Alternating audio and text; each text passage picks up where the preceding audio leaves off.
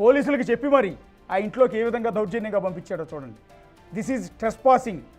ఒక విధంగా చెప్పాలంటే బెదిరింపులు, దౌర్జన్యం, అరాచకం ఏ విధంగా జరిగింది చూడండి ఆ ఇంట్లో. సో ఆ విజువల్స్లో ఆ పెద్దావిడ కూడా కనిపిస్తూ ఉన్నారు. ప్రస్తుతం ఆ పెద్దావిడ మనతో పాటు లైవ్లో జాయిన్ అవుతున్నారు.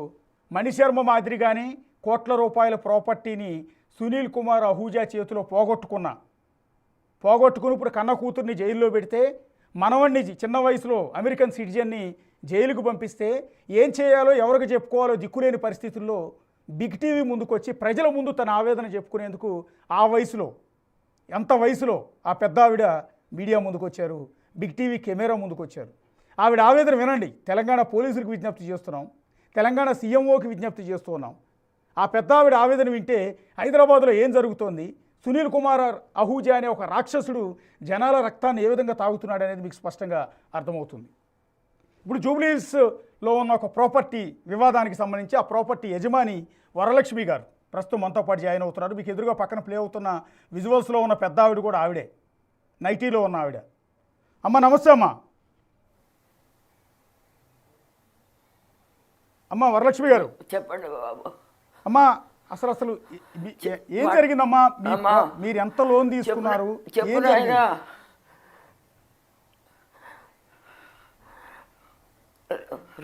2,30,00,000 తీసుకున్నాం నాయన.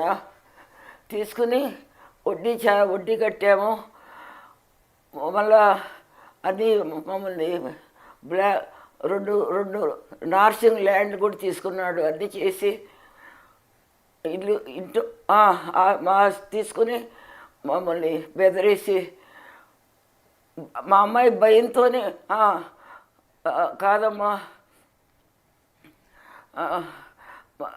మా తెలుసమ్మా, ఆయన ఎవరో ఏజెంట్ ద్వారా తెలిసి వెళ్ళాము. మాకు అమెరికాలో ఫ్యాక్టరీ కని అప్పు తీసుకున్నాము. అమెరికాలో ఫ్యాక్టరీ డబ్బులు అవసరం వచ్చి అప్పు తీసుకున్నాము.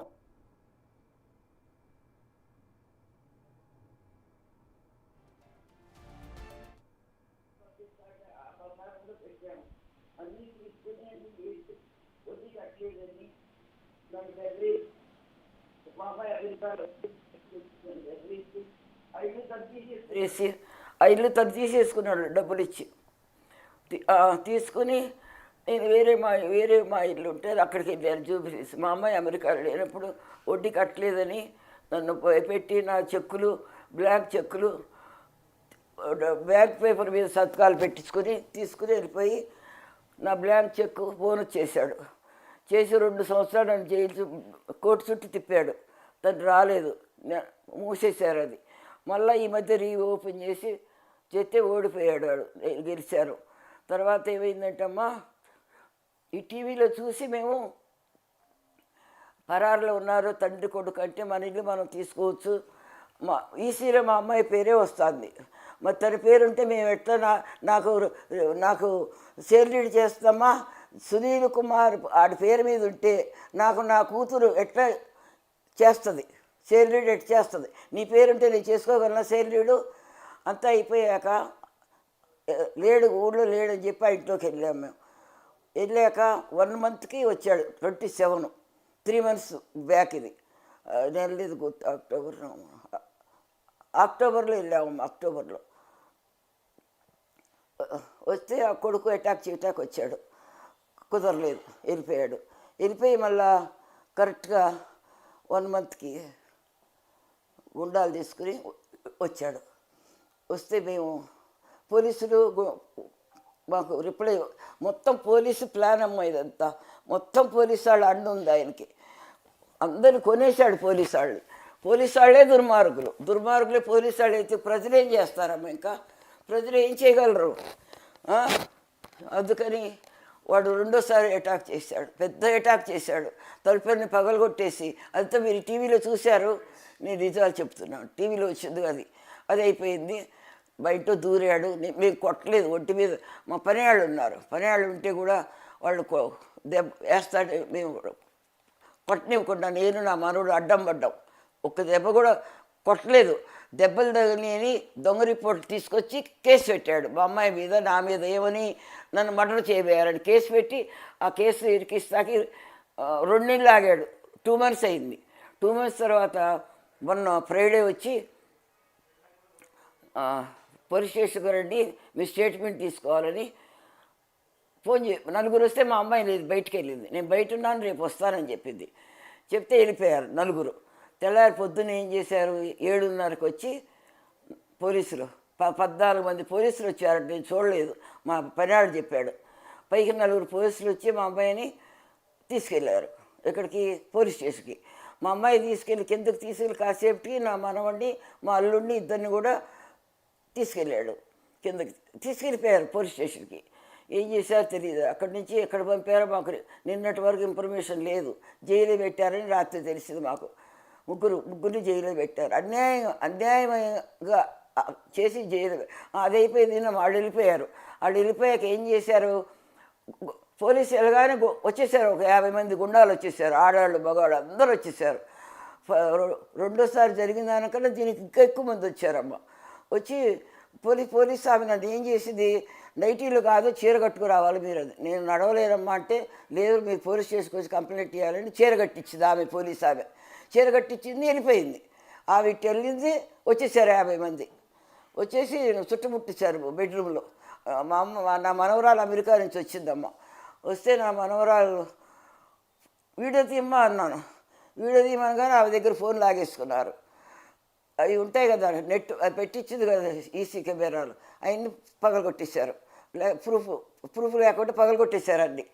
ఆడవాళ్ళు వచ్చి నన్ను ఫోర్స్ చేస్తారు కిందకు రమ్మని. నేను దిగలేను, నేను రాను. నాకు తెలిసిపోయింది దొంగలని. నేను రాను, మీరు దొంగలన్నా. లేదు మేము ఉమెన్స్ దగ్గర నుంచి వచ్చాము అంటే ఆడవాళ్ళ వల్ల నన్ను తీసుకెళ్ళటం అవ్వలేదు. అవపోయేసరికి మగాడు వచ్చారు 10 మంది.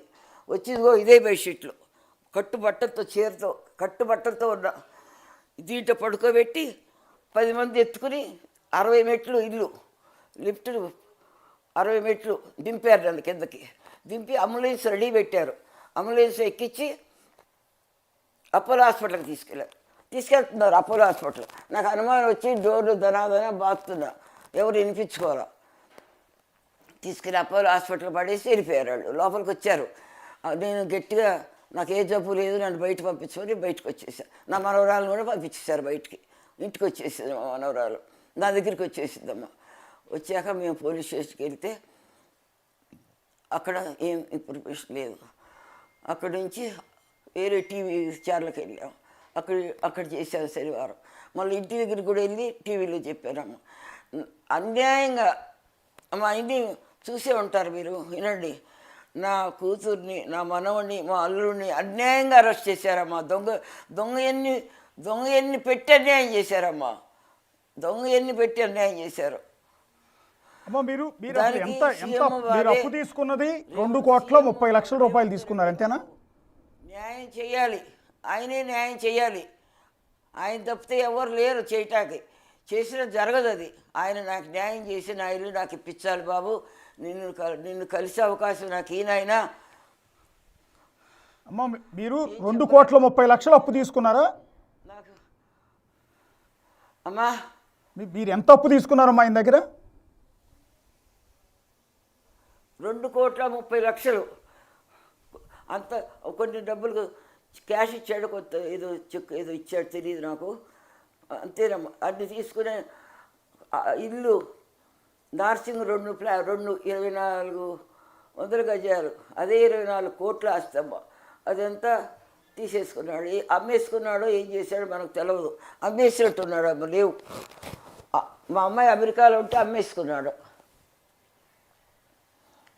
చెప్పకుండా వడ్డీ కట్టమని అడగకుండా అమ్మేసుకుంటే ఈ మధ్య ఫోన్ చేసింది. మా ఇంట్లోకి వెళ్ళాక ఫోన్ చేసింది. ఏమని, నా ల్యాండ్లు నాకు ఇచ్చేసి, నా ఆస్తి నాకు ఇచ్చేసి సెటిల్మెంట్ చేసుకుందామని ఫోన్ అది మెసేజ్ పెట్టింది. మెసేజ్ వాడు రిప్లై ఇవ్వలేదు. ఆశీష్ కూడా తండ్రి కన్నా మించిపోయాడు. అమెరికా వెళ్ళాడు, మా ఫ్యాక్టరీకి వెళ్ళాడు. వాడు కొన్ని $1 ఇచ్చాము అక్కడ కొడుకు చదువుకొని అమెరికాలో. అంత నమ్మించి మమ్మల్ని మోసం చేశాడమ్మా. అంటే మీరు అప్పు నమ్మింది మా అమ్మాయి, బాగా నమ్మేసి. అమ్మ మీరు అప్పు తీసుకున్నప్పుడు మీ ప్రాపర్టీస్ని అతని పేరు మీద రిజిస్ట్రేషన్ చేయించారా? రిజిస్ట్రేషన్ అదే ఇప్పుడు ఏదో చేస్తారు కమ్మా.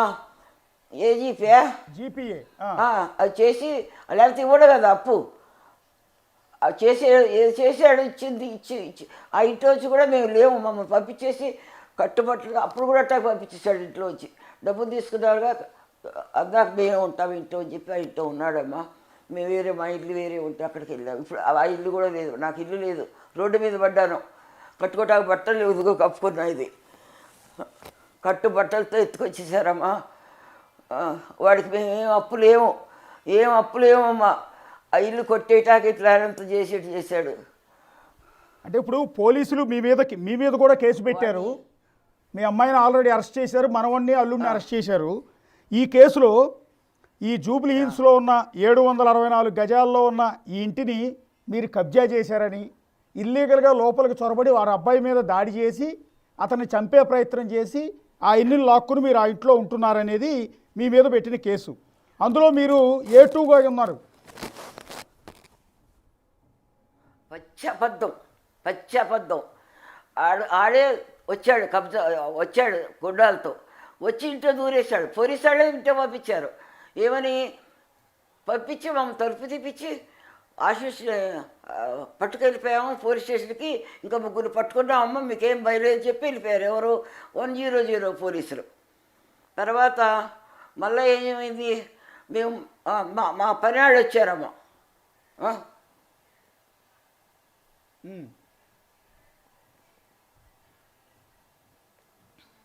చెప్పండమ్మా. పనివాళ్ళు వచ్చారు. వస్తే పైనుంచి 6:45 గంటలకి టైం కూడా ఉంది. అన్ని ప్రూఫ్లు ఉన్నాయి మా దగ్గర, అన్ని ప్రూఫ్లు ఉన్నాయమ్మా. దిగి వస్తున్నాడు పైనుంచి మెట్టు నుంచి దాక్కుని ఇద్దరు. దిగి వస్తాడు పైన ఏం చేస్తున్నారా అని మా వాళ్ళు ఒక దెబ్బ వేశారు. వేస్తే నేను నా మనవడు అడ్డంగా పడుకొని అడిగి ఒట్టిపి చేయలేదు. అయినా కూడా నన్ను చంపబోయారు, కొట్టారని మా మీద కేసులు బనాయించాడు. అమ్మ చిన్నప్పుడు నీ దగ్గర నేనున్నాను, నన్ను కాపాడు, నన్ను రక్షించు. అయితే వీడియో తీస్తుంటే వీడియో వాళ్ళు కూడా బెదిరేశారు. ఏమని వీడియో పగలగొట్టేస్తాం, వీడియో ఆఫ్ చేయ భయపెట్టిస్తే వాడు ఆపేశారు వీడియో తీవల.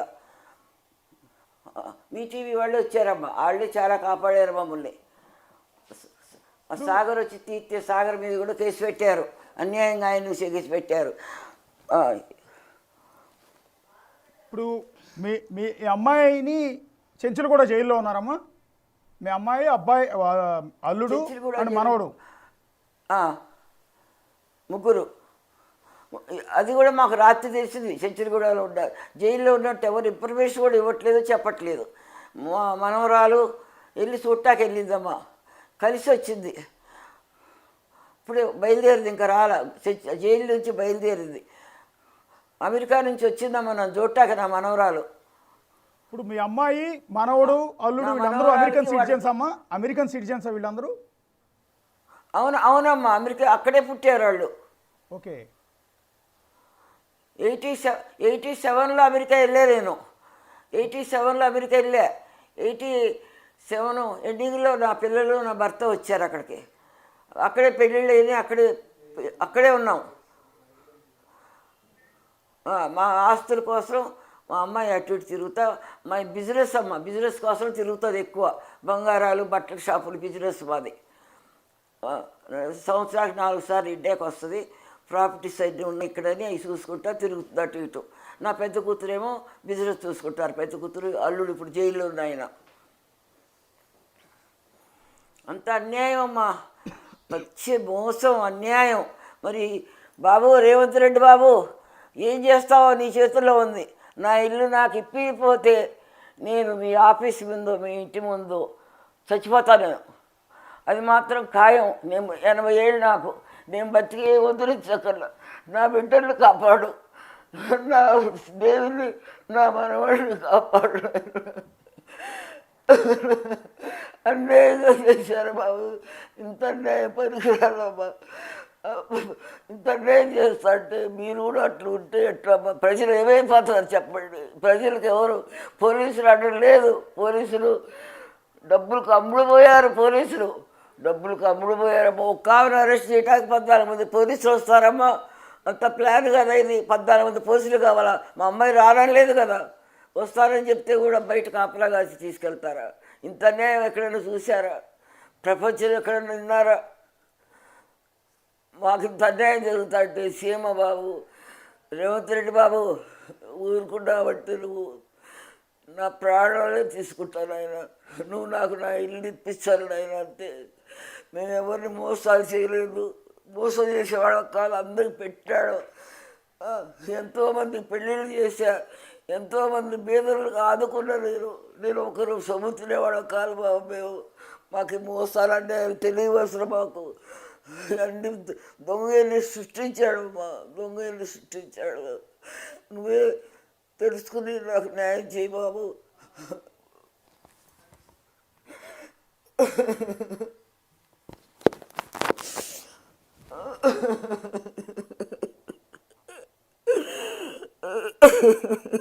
ఇది ఒక పెద్ద బిడ్డ బెయిల్ రాకుండా చేశారు ఆయన. వారం రోజులు జైల్లో చిన్న పిల్లాడు అమ్మాడు, 20 years అమ్మ వాడు. 20 years వాడికి ఏం తెలియదు. అమాయకుడు అమ్మ వాడికి ఏం అన్నం తినిపిస్తా ఇప్పుడు కూడా. వాడు అంత అమాయకుడు. ఆడిని కూడా జైల్లో పెట్టారమ్మ తీసుకెళ్ళి. వాడు ఏం చేశాడమ్మా? ఇంతనే మా అల్లుడు అమెరికా నుంచి వచ్చాడు, ఆయనకి ఏం తెలియదు. చెన్నై నుంచి వచ్చాడమ్మా, ఆయనకి ఏం తెలియదు. ఇంత దారుణమా? ఇంత దారుణమా అమ్మ? ఎక్కడన్నా విన్నారా మీరు?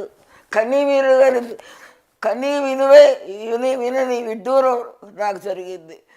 ప్రపంచంలో ఎవరికి ఇట్లా జరగదు. సీమబాబు చూడైనా నా వేదన విని నాకు న్యాయం చెయ్యి. నా ఇంట్లో గుండాలు అందరూ గుండాలే ఉన్నారు. ఇంటి నిండా గుండాలు పెట్టాడు. ఇంటి నిండా గుండాలే ఉన్నారు బాబు. వాళ్ళందరూ ఎలగొట్టి నా ఇల్లు నాకు ఇప్పించిన ఆయన. నా బిడ్డను నాకు కాపాడి తెప్పించిన మనవడి నాయన. సీఎం బాబు విను బాబు. నా గోడు నన్ను ఈ వయసులో బాధ పెట్టకండి బాబు. మేము మోసుకోవడం కాదు నాయన, మేము మోసుకోవడం కాదు నాయన. వాడి పేరుంటే నా బిడ్డ పేరు మీద ఈసీ ఎట్లా వస్తుంది? నా పేరు రిజిస్ట్రేషన్ ఎట్టవుతుందమ్మా? అదొక్కటి మీరు గ్రహించండి నాయన. వాడు ఏమైనా పుట్టిస్తాడు, అన్యాయం కేసులు పెడతాడు, ఏమైనా పుట్టిస్తాడు. మీరు గ్రహించి వాడికి ఏ శిక్ష ఇస్తారో నాకు తెలియదు. నా ఇల్లు నాకు కాపాడే రౌడీని ఇంట్లోంచి పంపించే బాధ్యత మీదే బాబు. బాబు లేదనుకో, మీ ఆవేదన అర్థమవుతోంది.